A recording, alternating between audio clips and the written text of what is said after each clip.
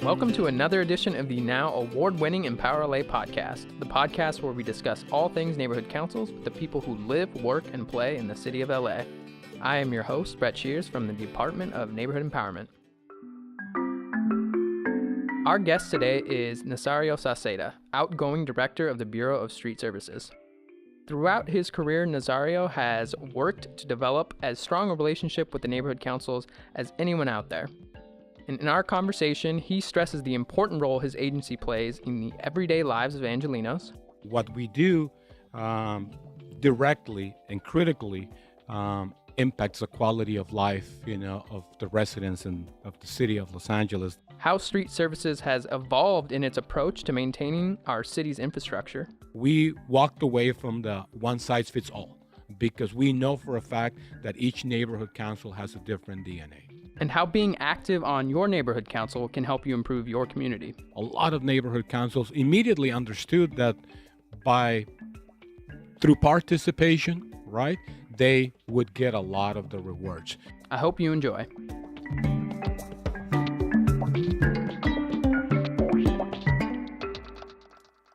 Welcome to the EmpowerLA Podcast. Why don't you go ahead and introduce yourself?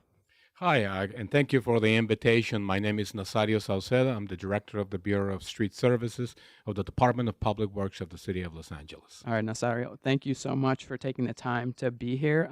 We got a lot to talk about, but before we jump into this, I just want to hear a little bit about your background. You've had a long tenure here with the city.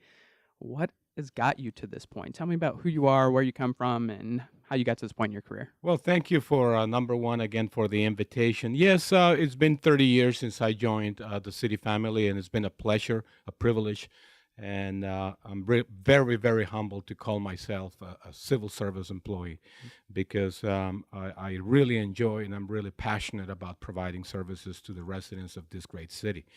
I grew up in a very small community of the Imperial Valley in Southern California, where the main activity is agriculture.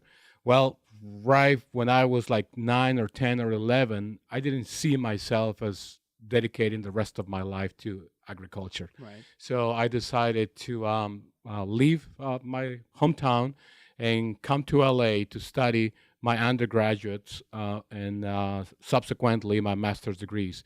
So I'm an alumni from of the Cal State system, and once again, I hold a bachelor's degree in civil engineering and a master's degree in public administration. And initially, I started working for the private sector. I worked for like 3 years for a geotechnical firm in the city of Whittier, California. That's my hometown. Before I joined the city of LA. And of course, I came to the city of LA at the entry-level field engineering aide. And subsequently, throughout the years, I had the opportunity to prepare myself and promote until the point that I got to be the general manager of my organization. Yeah, now you're here. You're at the top, Bureau of Street Services. But for the people out there who don't really have a good sense of what the Bureau of Street Services does, how would you describe the work you all do there? Well, the Bureau of Street Services is one of the 5 bureaus that comprise the Department of Public Works. Public Works is the 3rd largest department in the city of Los Angeles, just behind LAPD and the fire department. The 5 bureaus that comprise Public Works are the Bureau of Contract Administration, the Bureau of Engineering, the Bureau of Street Lighting, the Bureau of Sanitation, and the Bureau of Street Services. Right. We are responsible for the maintenance and preservation of the majority of the public work elements located within the public right-of-way: sidewalks, underpasses, overpasses, pedestrian tunnels, stairways, trees, streets, you name it. Anything that has anything to do with the public right-of-way in terms of public infrastructure, we maintain it and we preserve it. And you guys really deal with the stuff that touches people's senses. These are the vital things. We'll talk about that a little bit later. But that is correct. What we do directly and critically impacts the quality of life, of the residents and of the city of Los Angeles. That's why we consider our functions of paramount importance. Sure. We're here at the Department of Neighborhood Empowerment talking about neighborhood councils. You personally have done a lot of work with neighborhood councils over the years. In fact, you were just honored with a Vanguard Award at the last EmpowerLA Awards. So congratulations. That honors city employees who've really done a great job connecting with neighborhood councils in service to the system. What was your first experience working with neighborhood councils? The system has started almost 20 years ago now. You've been with the city for a long time. Do you remember that first experience of those first interactions? Yes, by all means, Brett. And let me say something before I answer that question. On behalf of the Bureau, I have received, numerous certificates, numerous awards, but make no mistake about it. When I received the Vanguard Award, it meant a lot to me because it's coming from people. Right. It's not coming from an organization. It's coming from a person, from individuals, from communities, from neighborhood councils that appreciate what we do every single day. No, we don't do everything that we would love to do, but that's a different story, right?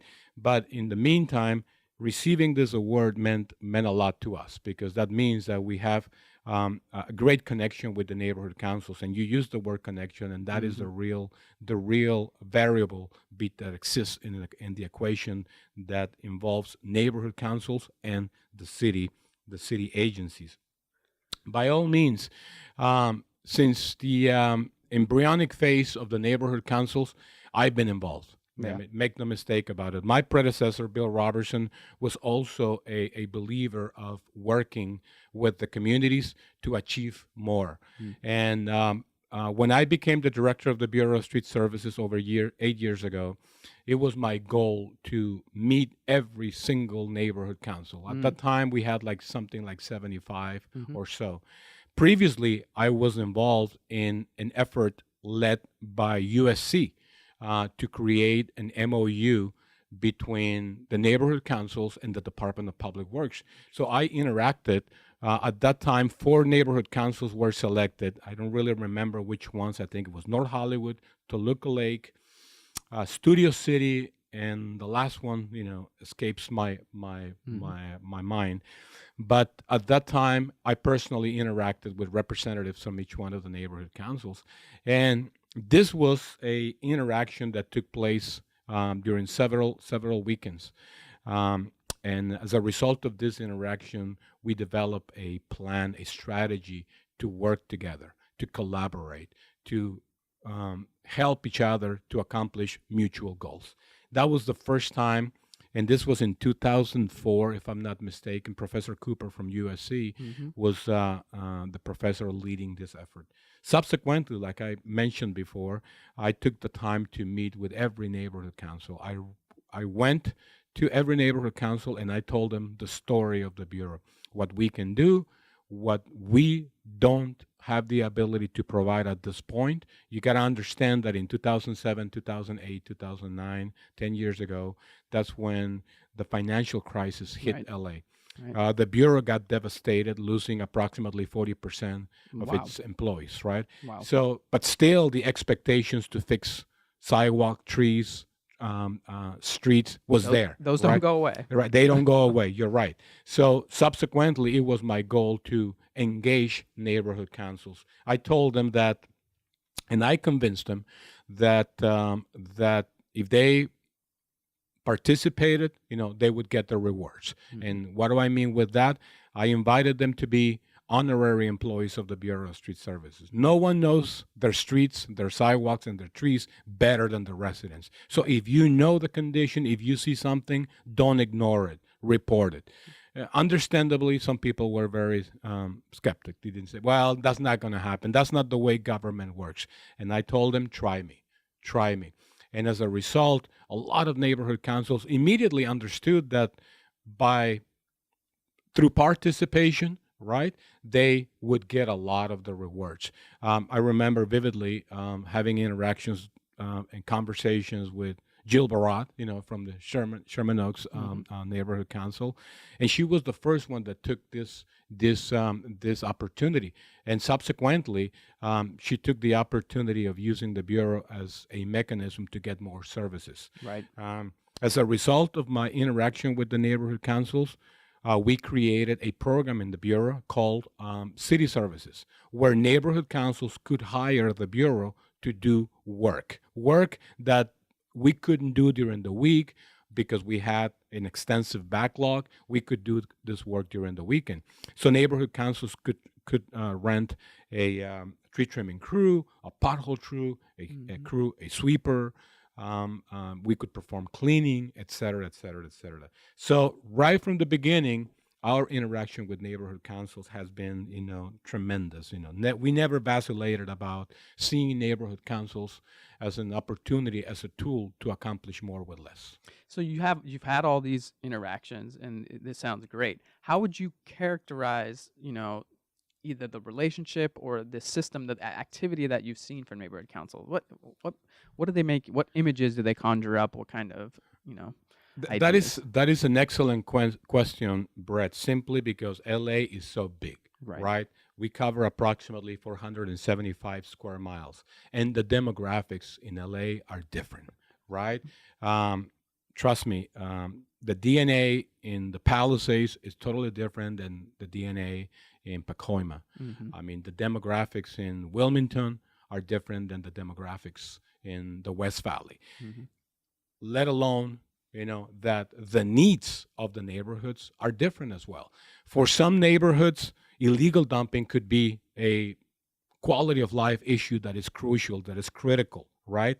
But for other neighborhoods, tree trimming could be the crucial issue, right? So it was this precisely was one of the reasons why I wanted to meet each one of the neighborhood councils to fully understand the individual needs of each one of the different neighborhood councils. This way I could customize, my services, the amount of services that I had, I could customize them and put together a strategy that would be more dynamic than just a static strategy.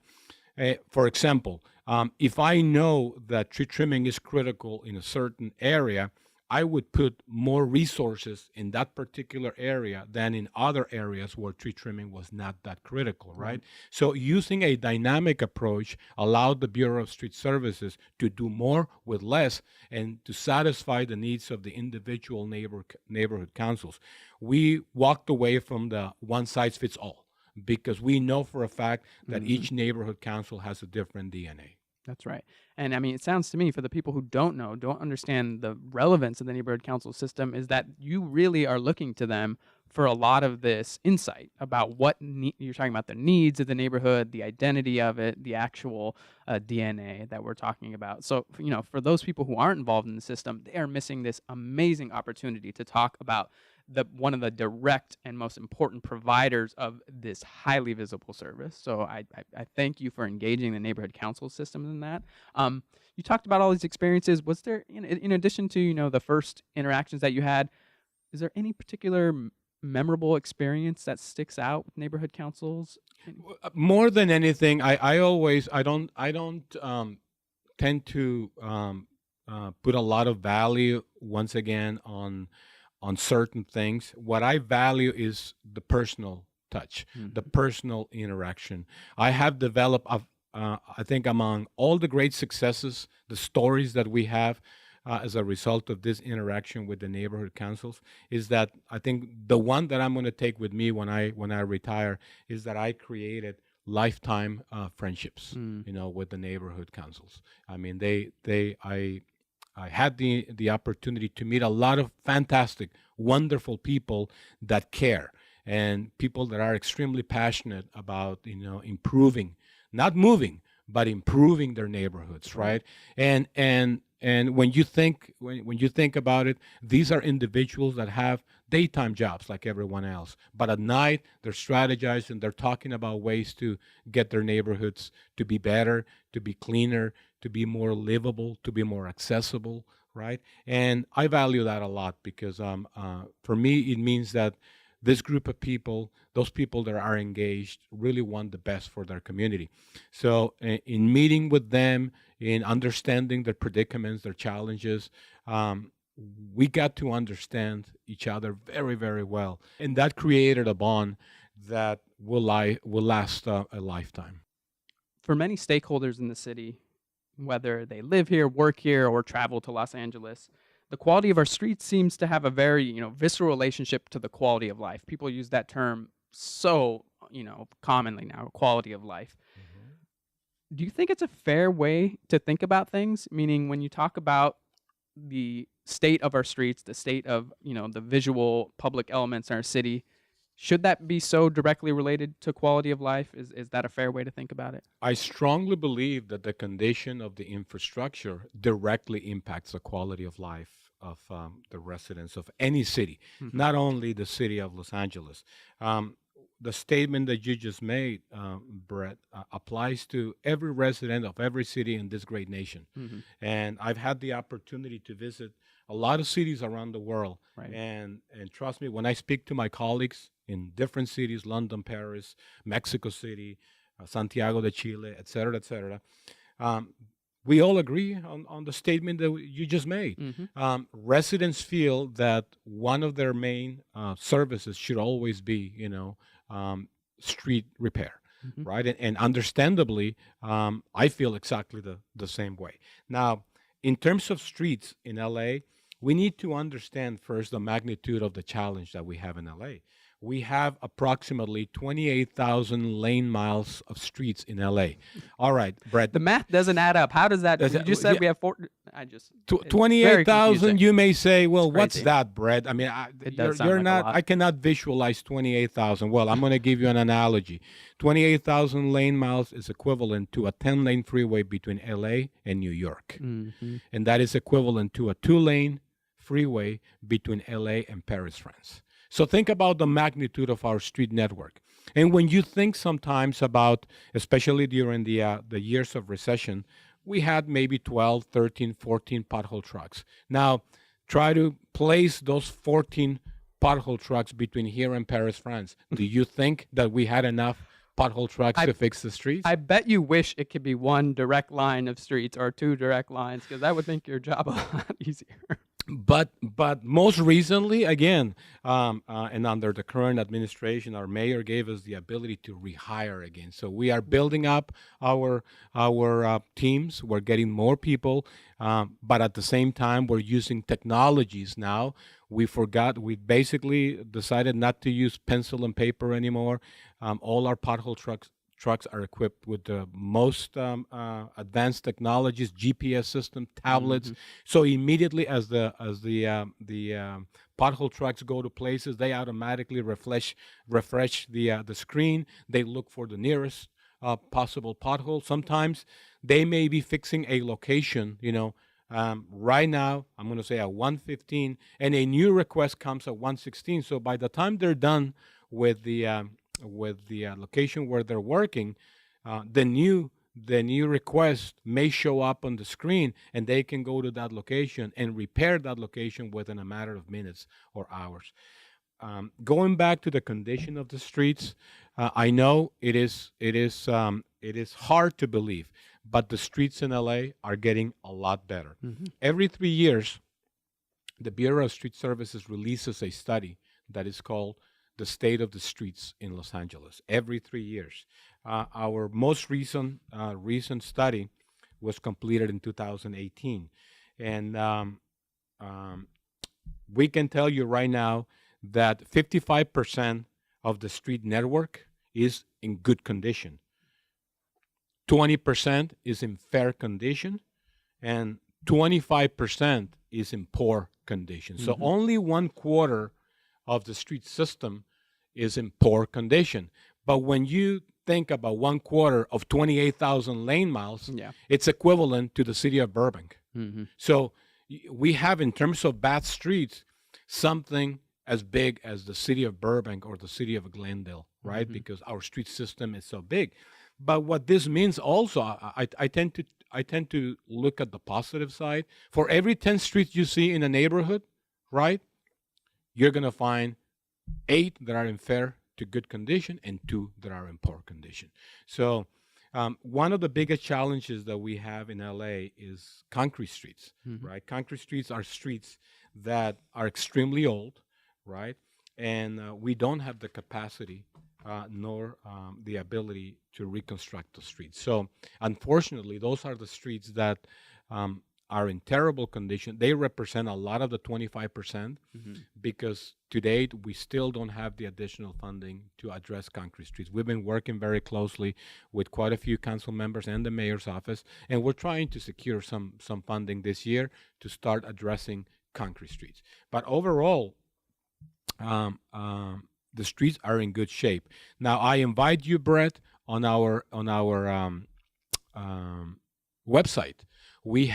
We were the first municipality in the nation that was transparent, accountable, and crystal clear to its neighborhood councils. We were the first municipality in the nation to post the condition of every single block in LA. There is an interactive map right there that if you go, you can enter your address, you can enter, or you can see the big map of the city of LA and zoom with in wherever you want.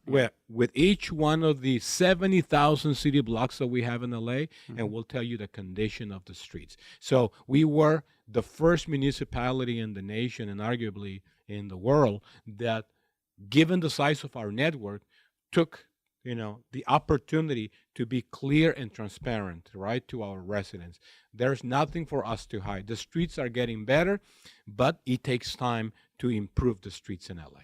And on that point about that transparency and being able to see it, one of the follow-up questions I have to that visceral reaction we have, does it change the urgency with which you address these, like a particular case or the whole network, the network as a whole? Because people have that visceral reaction to the street services. And if they see the map and they see in their community that there's a lot of red, how does it inform your work? How does it, inform your work, maybe your relationship or priority with the mayor and city council? Is there something there to, Yes, the urgency? yes, and that is an excellent point, Brett, because one thing I do with the neighborhood councils, I invite them to strategize with my staff, right?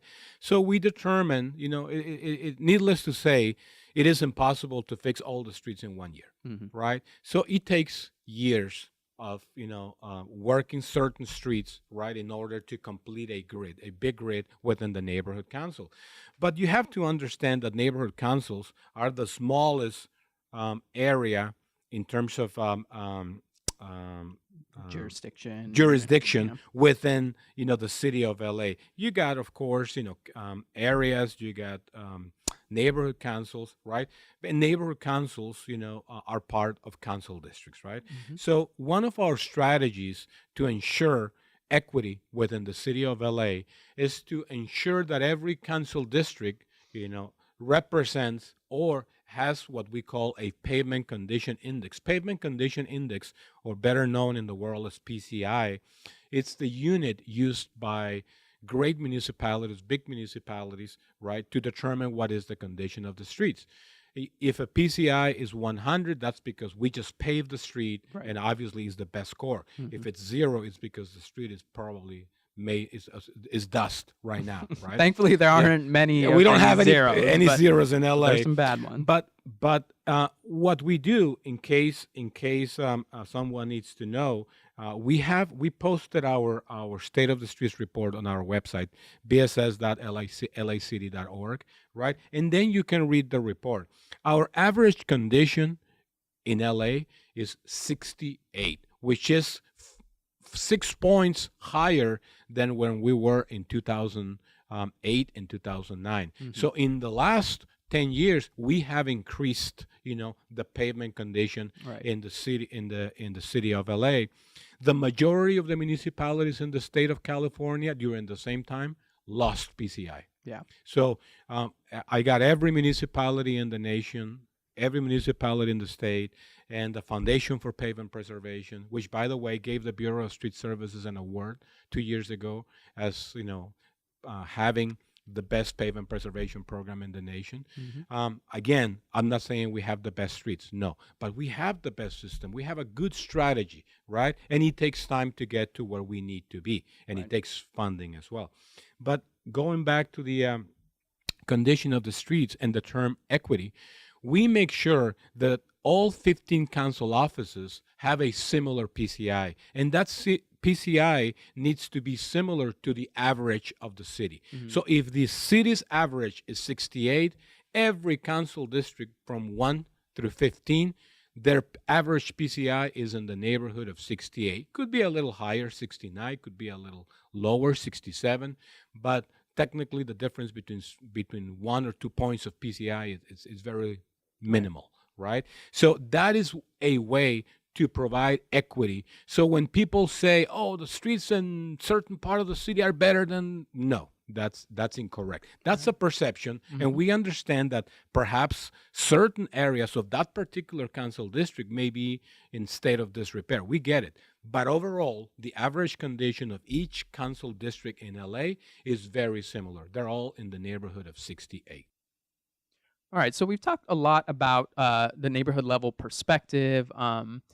Is there anything in particular, any programs or things that you are doing, or philosophies that you're doing to engage the neighborhood council at that level, whether it's the neighborhood councils themselves or just the communities in those areas? Yes, that's an effort that should never end. I mean, I feel very, very happy and very proud and very honored to create a great relationship with the neighborhood councils, right? But I'm not going to be here forever. And I assume that the neighborhood council members will not be there forever as well, right? Right. So this relationship, this friendship, this collaborative effort needs to be sustainable, right? And I really hope that neighborhood councils, as part of their transition periods, they instill the idea on the new members that they need to feel that we can work with them, they can work with us, and maintain this great relationship that we have. I personally have done the same thing with my assistant directors. They fully understand the importance of having a great relationship with neighborhood councils. That's good to hear. But Good but to they hear. embrace it as well, because we know for a fact that when you are engaged, you become our best engineers out there. I mean, when you are involved, we create a synergy that delivers more than what is expected. So I really would like to emphasize the fact that in addition to all the work that we've done that took us to where we are right now, I think we need to continue this effort, because the success that we have accomplished will not mean a lot if in the next 4 or 5 years or 6 years we lose this great relationship that we have. Right. We've talked a little bit about this, but you at the BSS have overseen a vast expansion of the way the department uses and really transmits this data. You talked about the index that shows the condition of the streets across the city, the first city in the world, or it's certainly the nation, probably the world, to show the condition of all the streets. What have we learned about our streets in the neighborhoods, and since this effort to really use data like this has begun? Data has been always a very important component of the way we operate, right? I mean, we embraced performance stats way before performance stats were a trendy word. We've had always, a way to measure our three most important values in our mission. The mission of the Bureau of Street Services is to provide quality street services in a timely and efficient manner. So the three values that are intrinsic to our mission are quality, timeliness, and efficiency. Right. So we measure quality through very rigorous quality control methodologies, right? And all that information is being tracked, is being quantified, and most importantly, is being analyzed to improve quality. So there's an effort of continuous improvement in terms of quality in the Bureau of Street Services. Same thing for efficiency. We want to make sure that as we use the taxpayers' dollars. The taxpayers feel that we're maximizing, optimizing every single penny that we get. Therefore, we critically and very closely analyze, how we spend the money. Mm-hmm. Are these the best resources available to us? We look for the most sustainable and green equipment in the nation, because for us, protecting the environment is a way to being efficient. It's not just about money; it's about the quality of the air. You cannot buy good air, right? Right. So, in investing in equipment that reduces emissions, protects the quality of our air and the water, we are being efficient as well. So we have all these measures to determine if efficiency is a word that for which we're being responsible. And lastly, of course, timeliness. It doesn't matter how good you do it and how efficient if you don't do it quickly enough. Right. Residents understandably have an expectation, right? And they don't like to wait 6 months, 1 year, or something like that to get it done. And in that respect, this is where, if there's a variable where neighborhood councils are extremely vital, crucial, it's basically the word timeliness. Because, just let me give an example, Brett. I don't have enough eyes out there to inspect each one of the 28,000 lane miles every single day, right? So if a resident all of a sudden discovers a pothole in front of his or her house, I mean, they can do several things. They can wait for my supervisor to find it, right? They can wait a week, 2 weeks, a month, 6 months, or they can get involved, right? Call 311 or use the 311 app, and within 2 days, that pothole is going to be fixed. So again, in terms of timeliness, if the neighborhood councils get involved, timeliness is one of my most important variables and one of the most where I can get the majority of success.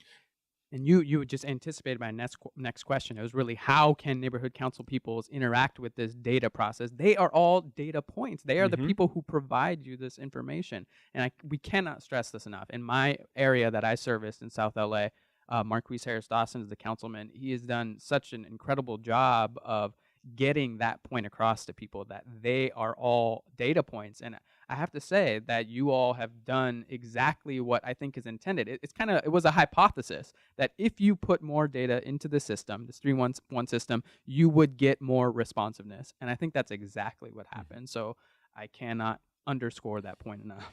And certainly, I mean, it's one of those things that have become some kind of a mantra within the bureau. We really want to be responsive, right? Because there's an expectation. Either, I mean, we could be sweeping a street, we could be trimming trees, we could be paving a street, we could be fixing a sidewalk. At the end of the day, timeliness is critical, and it is as critical as quality and efficiency. Once again, the use of data has made the bureau very, very unique. Our mayor uses a lot of our data in different portals that are presented throughout the city, right? The controller uses the open data portals, and that data means a lot to the residents of the city of LA. Interestingly enough, I get a lot of calls from students, right, from local universities who went to the website. They're trying to understand how to use the data. I do have a lot of interns. I give students a lot of opportunities. You probably know, Brett, that I'm a part-time professor as well. So I enjoy working with students because they bring new ideas. People like me are older with old ideas, and students bring new ideas, more creative ideas, different views, right? And I like to invite them to participate and see our data and let us know what they see, because they see things that we don't see, right? So my data is open to everyone, and every once in a while, inevitably once a week, I get a call from a student from UCLA, from Cal State, from USC, and they question my data, and what are you seeing there? And then as I or my staff completes the conversation with them, we get to see what they're seeing, and then we get to get better every single day. And we talked about some of the things that can be done. But is there anything that you would focus in on, some tangible things neighborhood councils can do to really support this work of the Bureau of Street Services, of the people that you've been working with for so many years now? What's one of the top things? We mentioned some of them, but Well, again, it's creating the idea, instilling the idea on kids, on young men, young women, that the neighborhood can get better if they get involved, right? For me, that's critical. I think the days when people could expect the government is going to do everything, I think those days are over, right? Let's be realistic. I think all of us comprise government.